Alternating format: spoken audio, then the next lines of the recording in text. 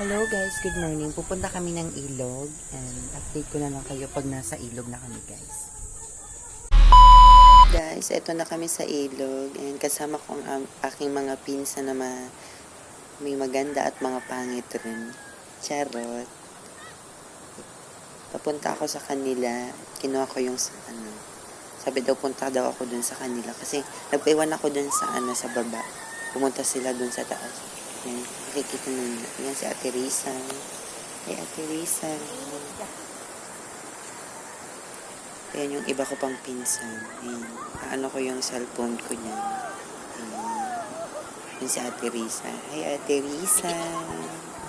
Yan yung pinsan kong maganda.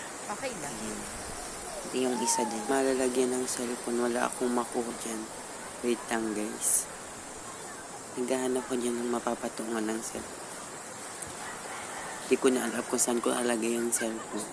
At yung mga kasama ko, sabi daw, i-vlog ko daw sila. Kaya naghahanap ako dyan na malalagay ng cellphone. Ay, yung mga kasama ko. Diba? Ayan. Papakilala ko pala. Kasama ko dyan si Ate Risa, si Nicole, si Maymay at si Angel. At walang iba ako guys. Yan, so naglalangoy na kami niyan. Yan, kinausap niya ako. Nag-hi siya yan. Kasayo-sayo pa ako dito. Sabi daw, i-vlog ko daw. Hanggang dyan muna guys. Maraming salamat sa inyo. Huwag niyo kakalimutang manood at i-follow ako sa Facebook. Thank you. Bye!